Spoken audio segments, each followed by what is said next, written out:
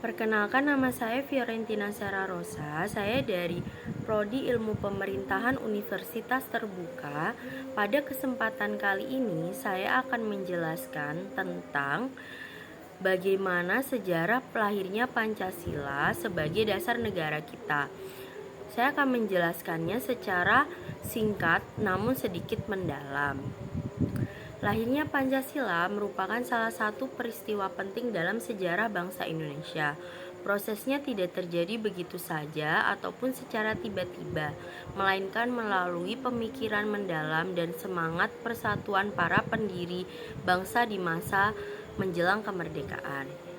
Pada tahun 1945, Jepang yang saat itu masih menjajah Indonesia mulai terdesak dalam Perang Dunia Kedua.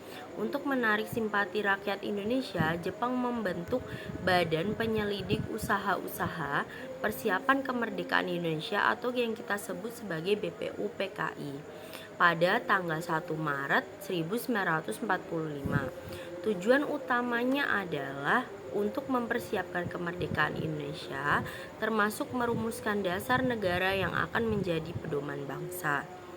BPUPKI mengadakan sidang pertamanya pada tanggal 29 Mei hingga 1 Juni 1945 dengan agenda utamanya membahas dasar negara.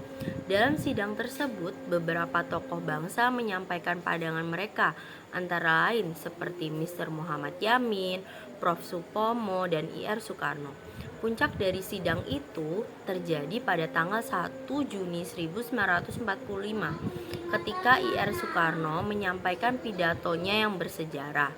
Dalam pidato tersebut, Soekarno mengemukakan 5 prinsip dasar untuk negara Indonesia merdeka, yaitu yang pertama, kebangsaan Indonesia, yang kedua, internasionalisme dan perikemanusiaan, yang ketiga mufakat atau demokrasi, yang keempat kesejahteraan sosial, dan yang kelima ketuhanan yang berkebudayaan. Kelima prinsip itu kemudian dinamai dengan Pancasila, yang berasal dari bahasa Sanskerta. Panca berarti 5 dan sila yang berarti prinsip atau dasar. Usulan Soekarno kemudian dibahas oleh Panitia 9 yang menghasilkan Piagam Jakarta pada 22 Juni 1945.